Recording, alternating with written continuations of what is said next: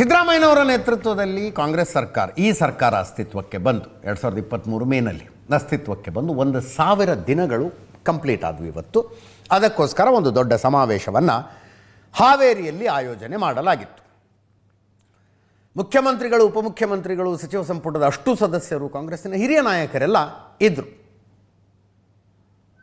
6ನೆಯ ಗ್ಯಾರಂಟಿಯನ್ನು ಜಾರಿಗೊಳಿಸಲಾಯಿತು. ಜನರಿಗೆ ಅವರವರ ಆಸ್ತಿಗಳ ದಾಖಲೆಗಳನ್ನು, ಹಕ್ಕುಪತ್ರಗಳನ್ನು ಕೊಡುವಂಥ 6ನೇ ಗ್ಯಾರಂಟಿ. ಭೂ ಗ್ಯಾರಂಟಿ ಸಮರ್ಪಣಾ ಸಮಾವೇಶ ಅಂತ ಹೆಸರಿಟ್ಟಿದ್ರು ಇದಕ್ಕೆ. ಭೂ ಗ್ಯಾರಂಟಿ ಸಮರ್ಪಣಾ ಸಮಾವೇಶ. 9 ಜಿಲ್ಲೆಗಳ 1 ಲಕ್ಷ ಜನರಿಗೆ ಭೂ ದಾಖಲೆಗಳನ್ನು ಕೊಡಲಾಯಿತು. ಹಾವೇರಿಯಲ್ಲಿ ನಡೆದಂಥ ಸಮಾವೇಶ. ಸ್ಟೇಜ್ ಪಕ್ಕದಲ್ಲಿ ಮುಖ್ಯಮಂತ್ರಿಗಳದ್ದು ಒಂದು 6 ಅಡಿ ಮೂರ್ತಿ ಮಾಡಿದ್ರಂತೆ, ಅದನ್ನು ಅನಾವರಣ ಮಾಡಿದ್ದಾರೆ. ಸಿದ್ದರಾಮಯ್ಯನವರ ಮೂರ್ತಿ ಅನಾವರಣವೂ ಆಯಿತು. ಅಲ್ಲಿ ಅನಾವರಣ ಮಾಡಿದ್ದಾರೆ. ಫೈನಲಿ ಅದನ್ನು ಎಲ್ಲಿಡ್ತಾರೆ ಏನೋ ಗೊತ್ತಿಲ್ಲ. ಸಿದ್ದರಾಮಯ್ಯನವರ ಸಮ್ಮುಖದಲ್ಲಿ ಸಿದ್ದರಾಮಯ್ಯನವ್ರದ್ದೇ ಮೂರ್ತಿ ಅನಾವರಣ ಆಯಿತು.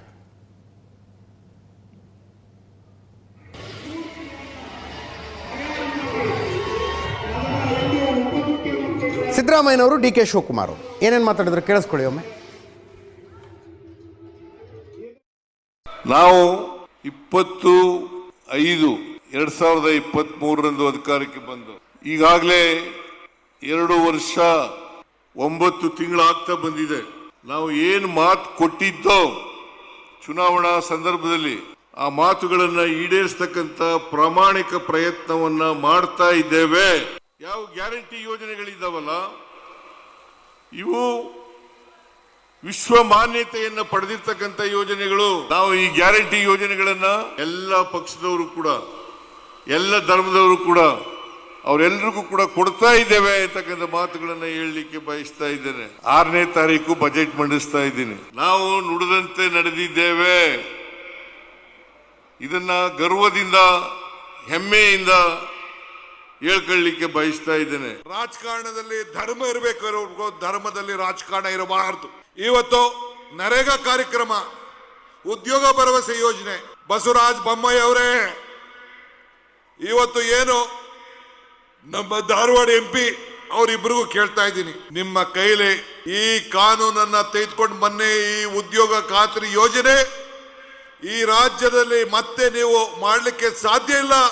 ಈ ಕಾರ್ಯಕ್ರಮವನ್ನ ಸಾಯಿಸಿದಿರಿ, ಮಹಾತ್ಮ ಗಾಂಧೀಜಿಯವ್ರನ್ನ ಕೊಂದಿದ್ದೀರಿ, ಅವ್ರ ಹೆಸರನ್ನ ಮುಗಿಸಿದಿರಿ. ನಿಮಗೆ ಹೇಳ್ತಾ ಇದ್ದೀನಿ, ಮುಂದಿನ ಚುನಾವಣೆಯಲ್ಲಿ ಈ ಬಾರಿ 136 ಸೀಟು, ಮುಂದಿನ ಎಲೆಕ್ಷನ್ ನಲ್ಲಿ 141 ಸೀಟು ಬರ್ತದೆ. ಇದನ್ನ ಬರ್ಕೊಳ್ಳಿ ಅಂತ ಮಾತನ್ನ ಈ ಸಂದರ್ಭದಲ್ಲಿ ನಾನು ಹೇಳ್ತಾ ಇದ್ದೇನೆ.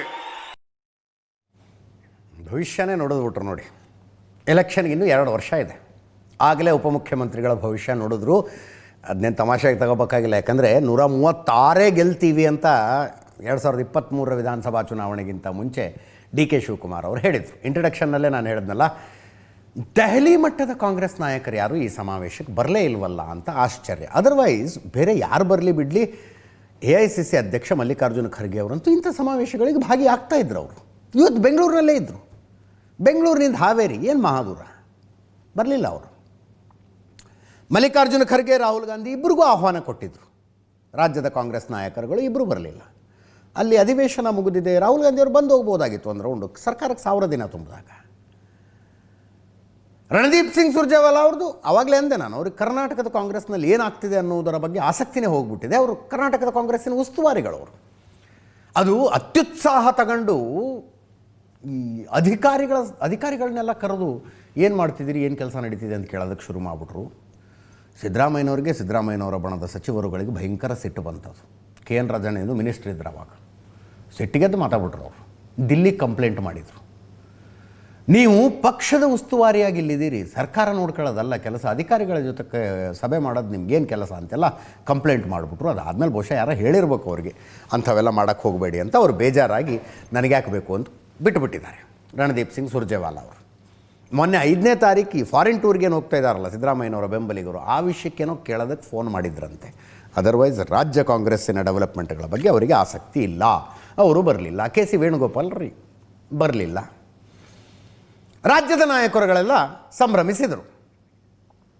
ನೋಡಿ, ಮಲ್ಲಿಕಾರ್ಜುನ ಈ ಉಳಿದವರು ಬರೋದು ಬಿಡೋದು ಅದು ಒತ್ತಟ್ಟಿಗಿರಲಿ, ಅಟ್ಲೀಸ್ಟ್ ಒಂದು ಟ್ವೀಟು, ಸೋಷಿಯಲ್ ಮೀಡಿಯಾ ಪೋಸ್ಟು. 1000 ದಿನಗಳನ್ನು ಯಶಸ್ವಿಯಾಗಿ ಪೂರೈಸಿದ್ದಕ್ಕೆ ರಾಜ್ಯ ಸರ್ಕಾರಕ್ಕೆ ಅಭಿನಂದನೆಗಳು, ಕರ್ನಾಟಕ ಸರ್ಕಾರ ಕರ್ನಾಟಕವನ್ನು ಅಭಿವೃದ್ಧಿ ಪಥದಲ್ಲಿ ಕೊಂಡೊಯ್ಯುತ್ತಿದೆ. ಏನು ಸೆಂಟೆನ್ಸ್ಗೆ ಕೊರತೆ ಇತ್ತಾ? ಒಂದು ಪೋಸ್ಟ್ ಸಹಿತ ಇಲ್ಲ. ಮಲ್ಲಿಕಾರ್ಜುನ ಖರ್ಗೆ ಅವರನ್ನು 1000 ದಿನಗಳ ಸಂಭ್ರಮದ ಬಗ್ಗೆ ಸ್ಪೆಸಿಫಿಕ್ ಆಗಿ ಕೇಳಿದಾಗಲೂ ಹಿ ಡಿಂಟ್ ರಿಯಾಕ್ಟ್. ಏನು ಹೆಂಗೆ ಅರ್ಥ ಮಾಡ್ಕೋಬೇಕೋ ಗೊತ್ತಾಗ್ತಿಲ್ಲಪ್ಪ ಇದನ್ನ. ನೋಡಿ ಒಂದ್ಸಲ ಏನಂತಾರೆ ಮಲ್ಲಿಕಾರ್ಜುನ ಖರ್ಗೆ ಅವರು ಅಂತ. ಸರ್ಕಾರಕ್ಕೆ 1000 ದಿನ ಸಂಭ್ರಮ ಇದೆ ಸರ್, ಏನಾದರೂ ಹೇಳಕ್ಕಿದೆಯಾ ಸರ್? ಅದರ ಬಗ್ಗೆ ಯಾವುದು ಸರ್ ತೆಲಂಗಾಣದಲ್ಲಿ ಗೆದ್ದಿದ್ರಿ ಸರ್. ಥ್ಯಾಂಕ್ ಯು ನಿಮ್ಮೆಲ್ಲರಿಗೆ ಕೋಆಪರೇಟ್ ಮಾಡಿದ್ರಿ. ಸರ್ಕಾರಕ್ಕೆ 1000 ದಿನ ಸಂಭ್ರಮ ಇದೆ ಸರ್, ಏನಾದರೂ ಹೇಳಕ್ಕಿದೆಯಾ ಸರ್? ಅದರ ಬಗ್ಗೆ ಯಾವುದು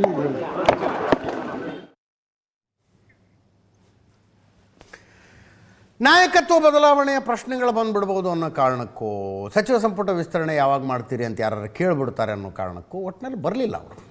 ಬಟ್ ಪತ್ರಕರ್ತರು ಕೇಳ್ತಾರೆ. ಸಿದ್ದರಾಮಯ್ಯನವ್ರನ್ನ ಮತ್ತೆ ಕೇಳಿದ್ರು. ಮೊನ್ನೆನೇ ಹೇಳಿದ್ರು ಸಿದ್ದರಾಮಯ್ಯನವರು, ಬೇರೆ ಏನೂ ಇಲ್ವಾ, ಯಾಕೆ ಇದನ್ನೇ ಮತ್ತೆ ಕೇಳ್ತಾ ಇದ್ದೀರಿ ಅಂತ.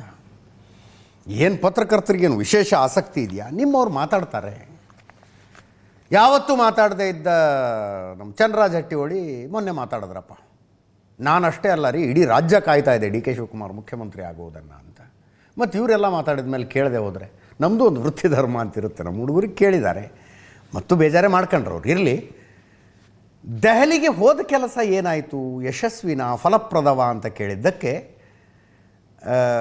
ಎಷ್ಟು ಚಂದ ದೇಶಾವರಿ ನಕ್ಕು ಡಿ ಕೆ ಶಿವಕುಮಾರ್ ಅವರು ರಿಯಾಕ್ಟ್ ಮಾಡಿದ್ರು. ಎರಡೂ ನೋಡಿ, ಸಿದ್ದರಾಮಯ್ಯನವ್ರು ಮಾತಾಡಿದ್ದು, ಡಿ ಕೆ ಶಿವಕುಮಾರ್ ಅವರು ಮಾತಾಡಿದ್ದು.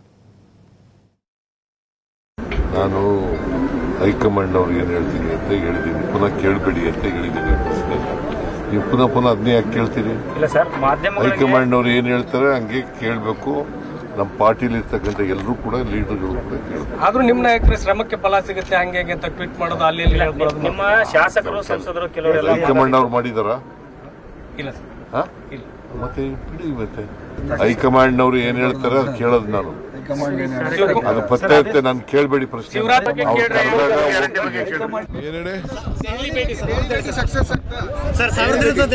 ಕಾಲ ಉತ್ತರ ಕೊಡ್ತದೆ.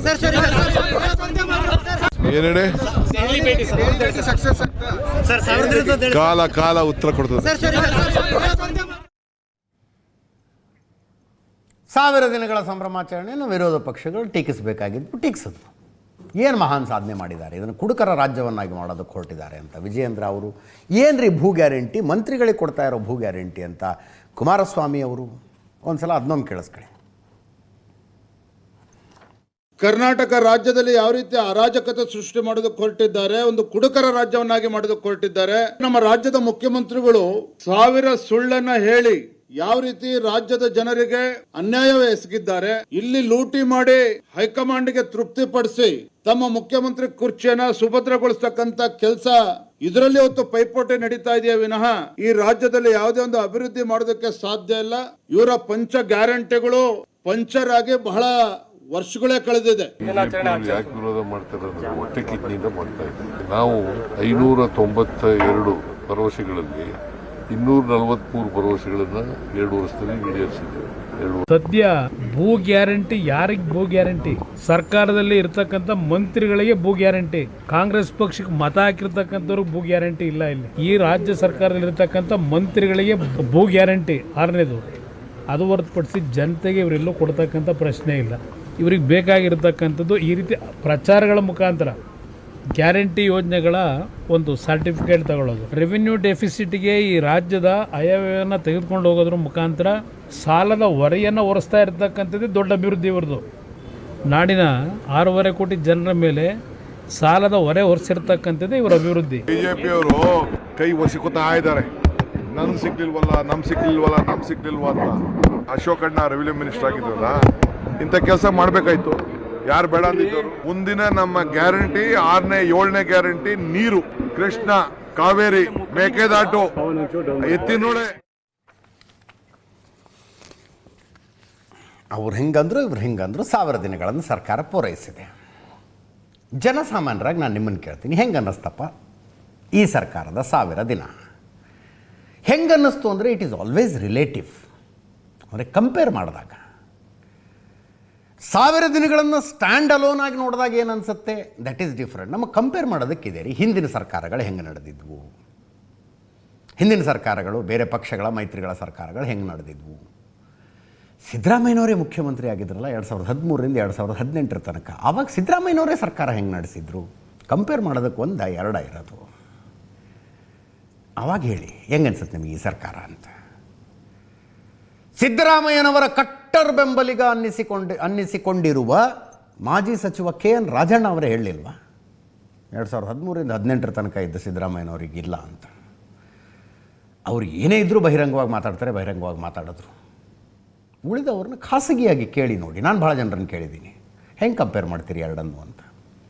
ಭಾಳ ಅಜಗಜಾಂತರ ವ್ಯತ್ಯಾಸ ನೋಡಿ. ಆ 5 ವರ್ಷದ ಸಿದ್ದರಾಮಯ್ಯನವರ ಅವಧಿ ಇತ್ತಲ್ಲ, ಹಿ ವಾಸ್ ಅನ್ಕ್ವಶ್ಚನಬಲ್ ಚೀಫ್ ಮಿನಿಸ್ಟರ್. 5 ವರ್ಷ ಸಿದ್ದರಾಮಯ್ಯನವರೇ ಮುಖ್ಯಮಂತ್ರಿ ಆಗಿರ್ತಾರಾ, ಮುಖ್ಯಮಂತ್ರಿ ಬದಲಾವಣೆ ಆಗುತ್ತಾ, ಇನ್ಯಾರು ಪ್ರಶ್ನೆನೇ ಇರಲಿಲ್ಲ. ಆವಾಗ ಪ್ರಶ್ನೆನೇ ಇರಲಿಲ್ಲ. ಆಗ KPCC ಅಧ್ಯಕ್ಷರಾಗಿದ್ದವರು ಡಾಕ್ಟರ್ G. ಪರಮೇಶ್ವರ್ ತಮ್ಮ ಕೊರಟಗೆರೆಯಲ್ಲಿ ತಾವೇ ಸೋತುಬಿಟ್ಟಿದ್ರು. ಸೋತಿದ್ದರು, ಸೋಲಿಸಲಾಯಿತು, ಇನ್ನೂ ಚರ್ಚೆಗಳು ನಡೀತಿರ್ತವೆ ಬಿಡಿ. ಅದನ್ನ ಹಂಗಾಗ್ಬಿಟ್ಟಿತ್ತು. ಅನ್ಕ್ವಶ್ಚನೇಬಲ್. ಅಧಿಕಾರಕ್ಕೆ ಬಂದ ತಕ್ಷಣ ಅನ್ನಭಾಗ್ಯ ಯೋಜನೆಯನ್ನು ತಂದರು. ಅಂದರೆ ಅದು ಸಿದ್ದರಾಮಯ್ಯನವರ ಅಧಿಕಾರದ ಆರಂಭಕ್ಕೆ ಒಂದು ದೊಡ್ಡ ಗ್ರ್ಯಾಂಡ್ ಓಪನಿಂಗ್ ಕೊಟ್ಟಂಥದ್ದಾಗಿತ್ತು ಅನ್ನಭಾಗ್ಯ. ಭ್ರಷ್ಟಾಚಾರದ ಆರೋಪಗಳಾಗಲಿಲ್ಲ. ವಿಪಕ್ಷದವ್ರು ಹೇಳ್ತಾರೆ ಲೋಕಾಯುಕ್ತನೇ ಬಂದ್ ಮಾಡಿಬಿಟ್ಟಿದ್ರು, ಭ್ರಷ್ಟಾಚಾರದ ಆರೋಪ ಎಲ್ಲಿದ್ದು, ACB ಅಂತ ಮಾಡ್ಕೊಂಡು ತಮ್ಮ ಮೇಲಿನ ಕೇಸ್ ತಾವೇ ತನಿಖೆ ಮಾಡಿಸ್ಕೊಂಡು ಏನೇನೋ ಮಾಡ್ಕೊಂಬಿಟ್ರು ಅಂತ. ಬಟ್ ಜನರಲ್ಲಿ ಚರ್ಚೆ ಆಗಿದ್ದನ್ನು ಹೇಳ್ತಾ ಇದ್ದೀನಿ. ಭ್ರಷ್ಟಾಚಾರದ ಆರೋಪಗಳಾಗಲಿಲ್ಲ.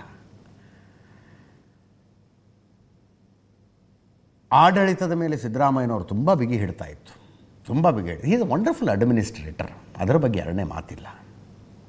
ಆಗಿಂದಕ್ಕೂ ಈಗಿಂದಕ್ಕೂ ಕಂಪೇರ್ ಮಾಡಿದ್ರೆ ಅಫ್ಕೋರ್ಸ್ ಗ್ಯಾರಂಟಿ ಯೋಜನೆಗಳನ್ನು ಘೋಷಣೆ ಮಾಡಿದ್ರು, ಜಾರಿಗೆ ತಂದರು. ಬಟ್ ಅದರಿಂದಾಗಿ ಅಭಿವೃದ್ಧಿಗೆ ಬಿದ್ದ ಹೊಡೆತದ ಬಗ್ಗೆ ವಿಪಕ್ಷಗಳು ಹೋಗಲಿರಿ. ಇವ್ರದ್ದೇ ಪಕ್ಷದ ಶಾಸಕರುಗಳು ಮಾತಾಡಲಿಲ್ವಾ? ಇವರದ್ದೇ ಪಕ್ಷದ ಶಾಸಕರುಗಳು. ಎಷ್ಟು ಜನ ಬೇಕು ನಿಮಗೆ? ಅನುದಾನ ಕೊಡ್ರಿ ಮೊದಲು ಅಂತ. ವಾಲ್ಮೀಕಿ ಹಗರಣ, ಸಿದ್ದರಾಮಯ್ಯನವರ ಮೇಲೆ ಬಂದಂಥ ಮುಡಾ ಹಗರಣದ ಆರೋಪ, ಅಬಕಾರಿದ್ದು 1-2 ಅಬಕಾರಿದಂತೂ ಸರ್ಕಾರ ಬಂದಾಗಿನಿಂದನ ಅಬಕಾರಿ. ಹೀಗೆ ಒಂದರ ನಂತರ ಒಂದರಂತೆ ಹಗರಣದ ಆರೋಪಗಳ ಮಧ್ಯದಲ್ಲಿ ಬಂದರು. ಅಡ್ಮಿನಿಸ್ಟ್ರೇಟಿವ್ಲಿ ಸಿದ್ದರಾಮಯ್ಯನವರಿಗೆ ಈ ಹಿಂದಿನ ಅವಧಿಯಲ್ಲಿದ್ದಂಥ ಕಾನ್ಸಂಟ್ರೇಷನ್ ಈಗಿಲ್ಲ ಅಂತ ಅಕ್ಕಪಕ್ಕದ ಜನ ಮಾತಾಡ್ತಾರೆ. ಅಕ್ಕಪಕ್ಕದ ಜನ. ಸೊ 2013ರಿಂದ 2018 ತನಕದ ಸಿದ್ದರಾಮಯ್ಯನವರ ಆಡಳಿತನೇ ಬೇರೆ, ಈಗಿಂದೇ ಬೇರೆ.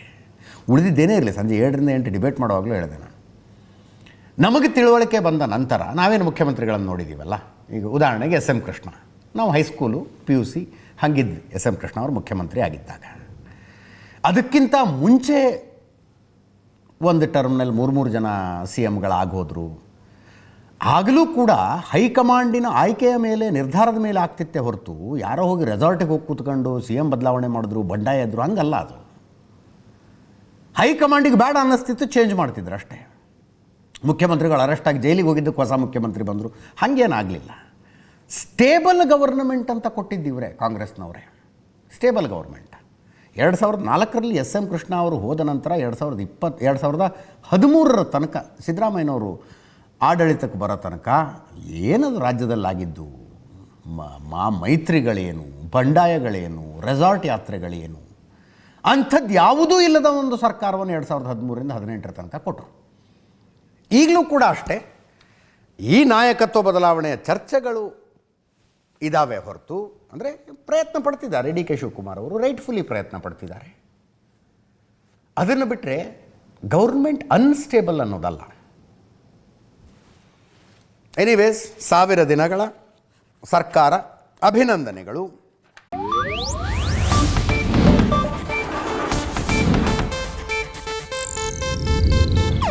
ಇದು ಏಷ್ಯಾನೆಟ್ ನ್ಯೂಸ್ ನೆಟ್ವರ್ಕ್ ಪ್ರಸ್ತುತಿ.